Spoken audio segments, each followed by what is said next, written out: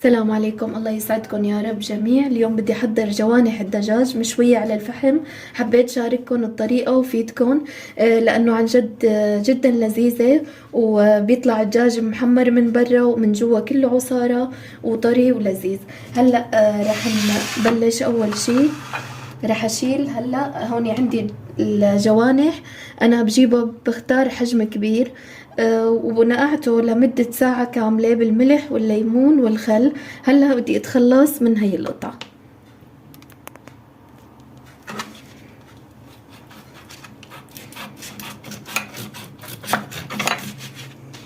هيك خليه هيك بهالطريقة بهالشكل.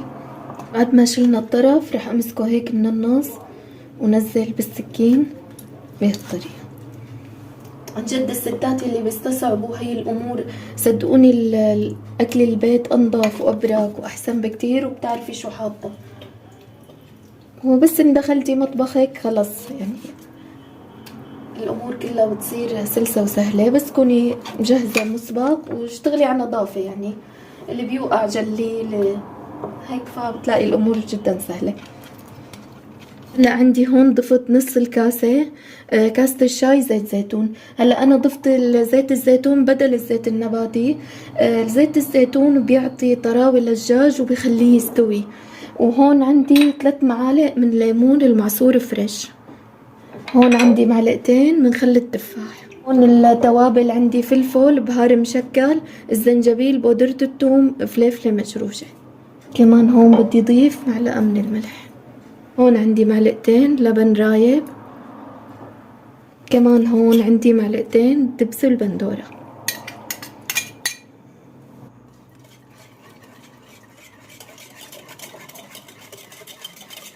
خلطتهم كلهم سوا لنخلطوا منيح مع بعضهم. هلا راح اضيف الجوانح. هلا في حال انتو بتحبوا تضيفوا من عندكم اي توابل بتحبوها، بس صدقوني هي كتير بتعطي طعمة رهيبة للجوانح المشوية. ولحدا يقلكن ضيفوا على الجوانح المشوية او على الدجاج اللي بدكن تشووه بالفرن كزبرة ناشفة، لا ابدا، تعطي طعمة ما طيبة وبتخرب كل الوصفة. ممكن ينضاف الكزبرة الناشفة، ممكن تنضاف على السمك بتعطي نكهة طيبة، بس على الدجاج ابدا ما تضيفوها. هلا رح حرك السباتولا كتير منيح حتى تنخلط كل الجوانح، ياخدوا كل التتبيلة حتى نضمن التتبيلة كتير منيح. انا هون عندي كيس فريزر نضيف، بجيبه هيك بفتحه بهالطريقة وبنزل الجوانح هيك. هون نزلت كل البقيان بالتتبيلة، هيك بيتبل معاكم بشكل صح وبتضمنوه احسن ما نخليه بالجاط او بصحن. بهالشكل بقفله هيك بتركه ليلة كاملة بالثلاجة.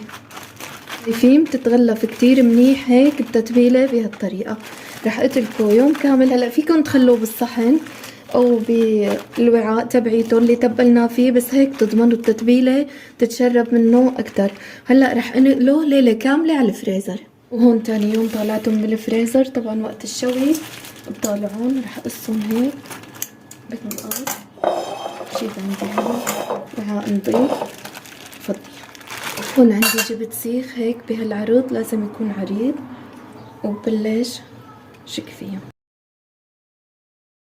شايفين لازم يكون مفرود كتير منيح.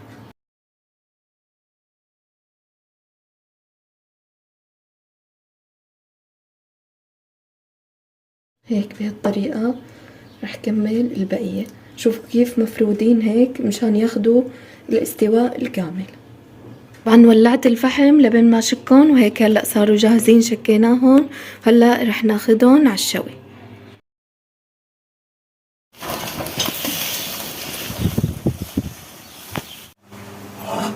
عندي هيك بعد ما شويتهم صفيتهم هيك بهالطريقة. هلا رح اضيف البطاطا.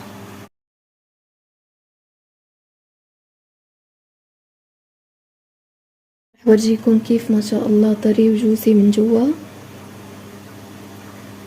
كله عصارة. صاروا عنا جاهزين ما شاء الله، عن جد التتبيلة حرفيا رهيبة. جربون بهالطريقة، ها وألف عافية.